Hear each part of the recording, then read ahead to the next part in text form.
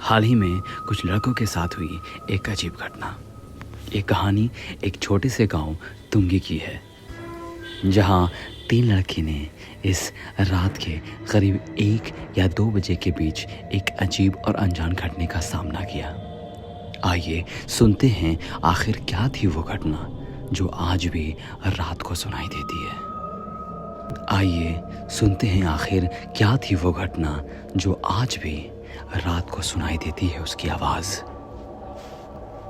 ये कहानी 3 दोस्तों की है जो हर फ्राइडे की रात को देर रात तक पार्टी करते थे। वैसे ही एक रात फ्राइडे की है जब ये सभी दोस्त चिकन और चावल की पार्टी कर रहे थे और रोमांटिक गानों पे झूम रहे थे।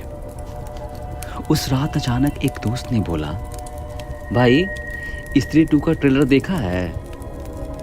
उसके और दोस्तों ने नहीं देखी थी, तो एक दोस्त ने तुरंत ट्रेलर चालू कर दी और देखने लग गए। सब ने ट्रेलर देख ली। जिस जगह सब पार्टी कर रहे थे उस जगह एक इमली का पेड़ था। वे पार्टी तो हर फ्राइडे को करते थे, ऐसा कुछ भी देखने को नहीं मिला था, लेकिन उस दिन जो हुआ वो बहुत ही भयानक था। जिस जगह वे सभी पार्टी कर रहे थे अचानक वहां खून की छींटें ऊपर से आने लगी, उस पेड़ के ऊपर से आने लगी।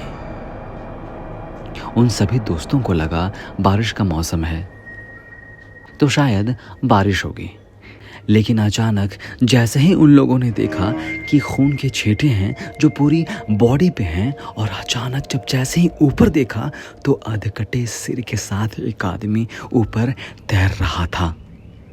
सब तो जैसे पागल हो गए थे। ये सब चिल्ला के वहां से भागने लगे। तभी अचानक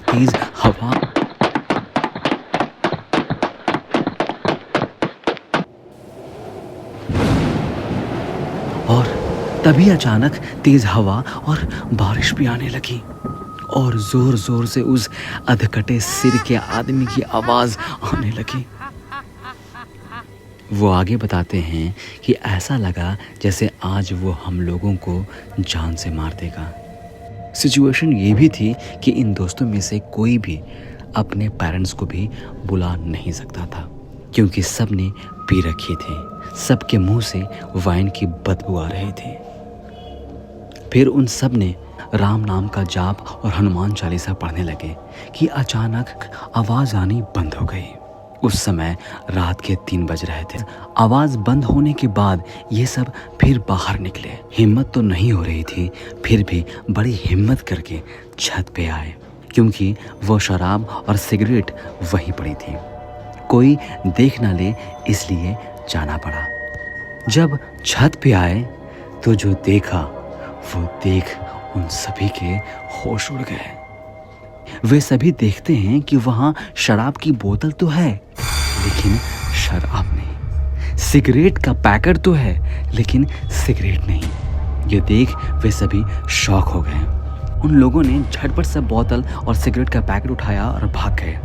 वो क्या था किसी को कुछ समझ ना आया। उन लोगों ने यह बात फिर वहां के बगल के एक गांव के एक पंडित जी को बताई, तो पता चला कि ये तो कोई पिशाच की बात कर रहा है। तभी वहाँ बहुत सारे गांव के लोग इकट्ठे हो गए और कहते हैं कि ये आवाज़ शुक्रवार से आ रही है। वो सभी बताते हैं कि आज भी उसकी आवाज़ रात को आती है। इतने में एक लड़का कहता है, उस समय मेरी हिम्मत नहीं थी कुछ करने की। मैं रिकॉर्ड भी करना चाहता था लेकिन कर नहीं पाया।